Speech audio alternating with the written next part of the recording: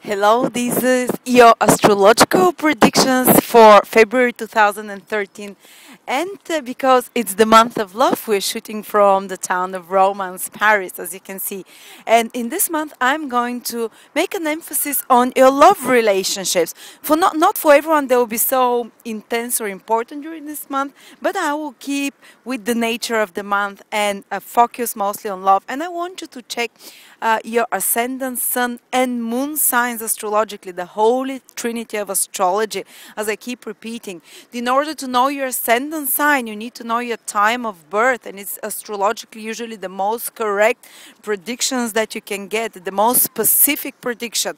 Also, if you're a woman in particular, check your moon sign, because women respond very strongly to the moon sign that they're born with, the sign where the moon was in during the period when they were born, during the day, the year, the month, because the moon rules the female body, the emotions, and women are more emotional beings, as you all know.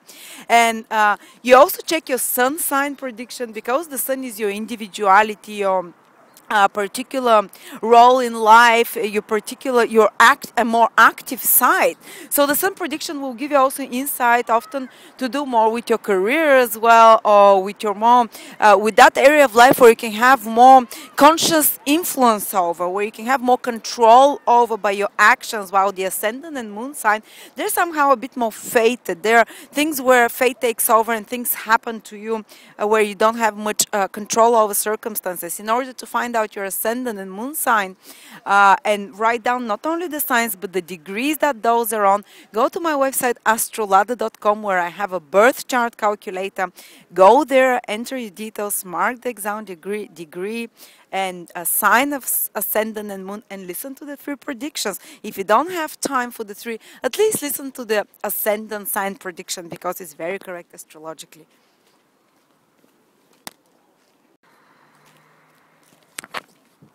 Hi Libras, this is your horoscope for February 2013 for everyone who have their ascendant, moon or sun in Libra. And what does it hold for you? Let's first see where Venus is, which is the planet of love and romance, because it is the month of, love, as we know. So Venus always shows where we find most appreciation, where we find more affection in our life, and also where we can find love for the present moment. And Venus is in your 5th house, and the 5th house, guess what, is the house of romance. It's not so much the house of partnership, where it's like long-term, serious give and take, but it's more about fun and flirting and enjoying yourself, partying, it's where you get validated, where your ego and childhood playful side gets validated. So others will be appreciating this side of you this month more, Libras. And others will find you more, your creativity, your sense of humor, maybe your artistic abilities, your entertaining abilities, much more. They'll appreciate them. They'll find them much more interesting and much more charming than other times. So you might feel a bit more of a star. You might feel a bit more of an entertainer, a bit more of a charmer during this period. Often, whenever I see 5th house being triggered by Venus or the Sun, and you're having both this month, and it's not a life-changing transit. It's there for 2-3 weeks every year, but if you have psychic eyes, you can see how the heart chakra of the person lights up and opens up more when the 5th house, when Venus and the Sun is in the 5th house, because 5th house rules the heart chakra. How you connect with others on affectionate, emotional level, how open you are for love, how open you are for appreciation. And it's not necessarily physical, sexual love. It can be any kind of appreciation. And as I said, when Sun and Venus are there, this opens up and it lights up, and you just feel more like being self-expressive, being more joyful, more playful, more fun, and others are attracted to you because of that.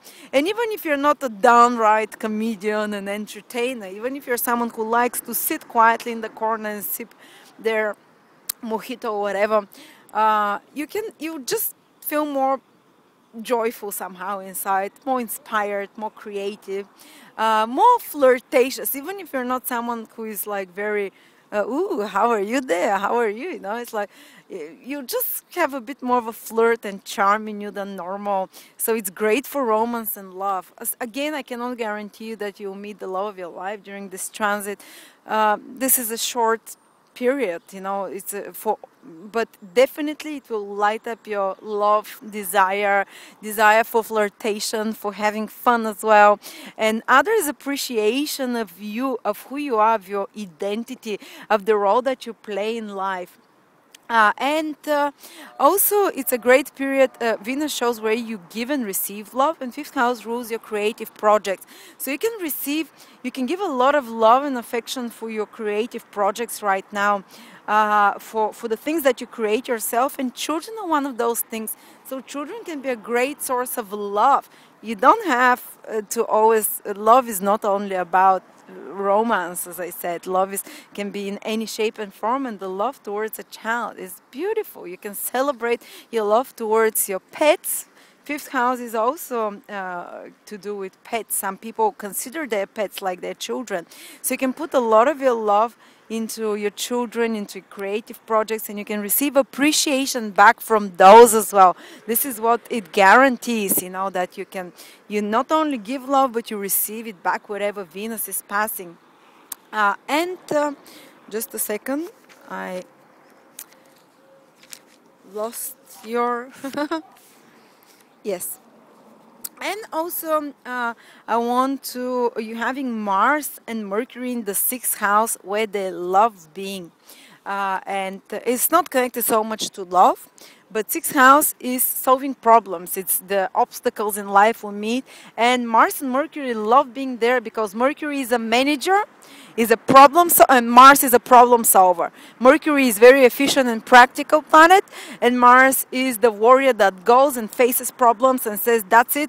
That is courageous and gets things done. So if you've been postponing something for a long time, fixing the bath or fixing the lamp, or confronting your colleague and telling them, you know, you shouldn't treat me like that, being direct and honest about something, just fixing some problem in your life, fixing something that you consider an annoyance, something which is a problem, something which is an enemy of yours, and you have more energy, more gut, and more cleverness how to approach it. Mercury is a very clever planet, so you're not going to be just blunt, go out there and create more enemies and go into an outright battle with them.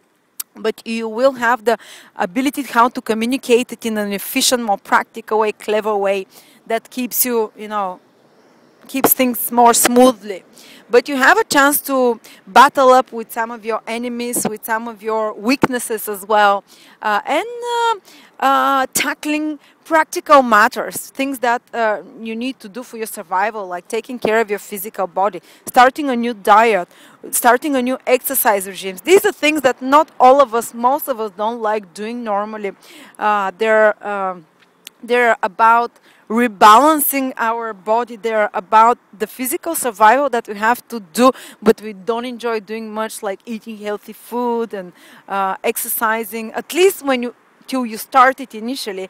But with Mercury and Mars there, you have a great opportunity this month to dedicate it to such practices, to dedicate it to maybe improving your diet, improving your health, fixing things, material and physical things in your life, you know, whether it's fixing the flat or fixing your body or fixing something, you know. Sixth house is about fixing, improving things of practical nature, of real nature. And also there can be more conflict in your life because sixth house is conflict in astrology.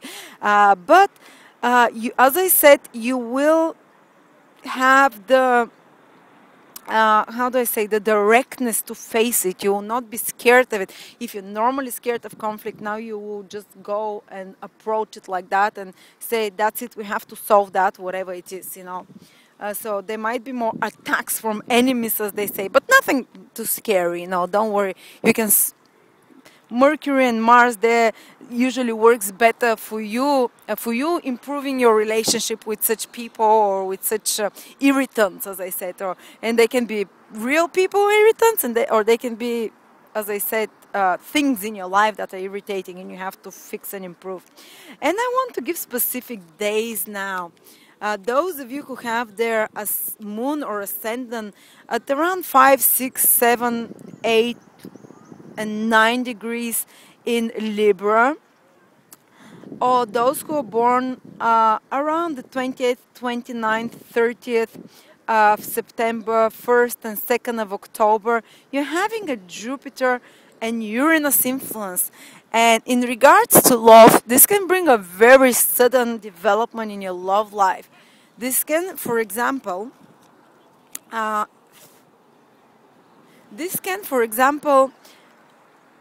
actually break up a relationship. Uranus is a very sudden planet. This transit happens once in 84 years. So it's a once in a lifetime happening. It continues for about a whole year and a half, but in February is particularly strong for those degrees and days that I mentioned. And what happens is that during this period, people with those degrees or days, they can suddenly break up relationships. They can suddenly have a release from relationships which are constricting for them. And the ultimate goal of Uranus transit is to liberate them. And liberation often is something that we don't think we want. We want to keep the status quo. We want things to be as they are. So for some people, it can be quite traumatic or crisis experience or out of the blue and disruptive and feeling unhappy. But for people who have been waiting for a change, especially change to do with their relationships with whether it's love relationship with bosses, it can be any kind of relationship, cutting off from an old situation and people or acquaintances in their life which are no longer productive.